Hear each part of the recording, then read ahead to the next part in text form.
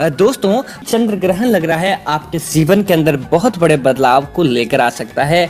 बस आपको उसके निमित्त उपाय करने की आवश्यकता होती है। दोस्तों, जैसा कि आप जानते हैं, लौंग जिसे हनुमान जी को अर्पित किया जाता है, ज्योतिष कार्य के अंदर इसको उच्च स्थान प्राप्त है। इसके माध्यम से आप जैसा चाहते हैं वैसा अपनी मनोवांछित इच्छा को पूरा करवा सकता है। और साथ ही साथ दोस्तों, आपके घर के वास्तु दोष को समाप्त करना, आपके घर के ऊपर की नजर दोष को समाप्त करना, ये सारे कार्य लौंग के माध्यम से संभव है।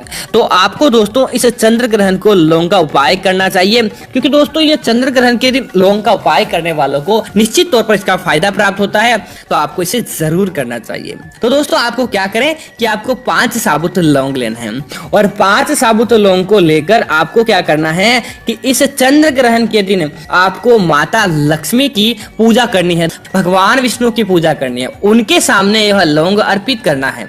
और उनकी पूजा करते समय आपको ओम श्रीम श्रेय नमः या ओम नमो भगवते वासुदेवाय इस मंत्र का आपको मात्र जाप करना है।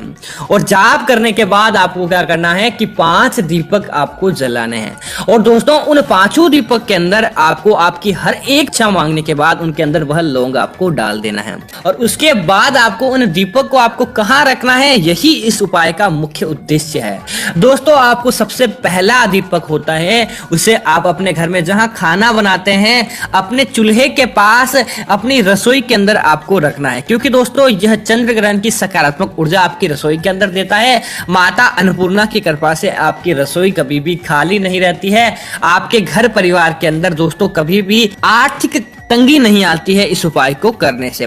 दोस्तों, दूसरा जो दीपक रहता है उसे आपको अपने घर के पूजा घर में ही रखना है, क्योंकि दोस्तों देवताओं की विशेष कृपा जिस घर के ऊपर रहेगी, उस घर के ऊपर दोस्तों कभी भी किसी प्रकार का कोई कष्ट और संकट नहीं आता है। तो आपको जो दूसरा दीपक वहीं पर आपको रखे रहना है। तीसरा दीपक दोस्तों, आपके घर के सदस्य सबसे ज्यादा जहां समय बिताते हैं, तो आपको इस चंद्र ग्रहण के समय आपको वहीं पर रखना है, ताकि क्या होगा कि सकारात्मक ऊर्जा वहां पर बनी रहेगी और वहां की नकारात्मक ऊर्जा आपसे कोसों दूर चली जाएगी, जिसके तौर पर आपको आपके जीवन के अंदर आपके परिवार के सदस्यों के बीच आपसी तालमेल बढ़ता है और प्यार देखने को मिलता है।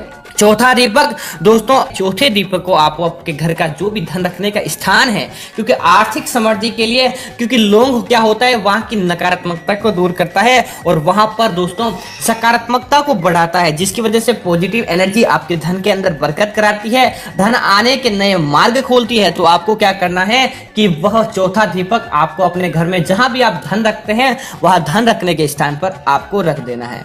और 5वां जो आखिरी दीपक रहता है दोस्तों, इसे क्या करना है, आपको अपने घर के मुख्य द्वार के अंदर की तरफ इस दीपक को रखना है।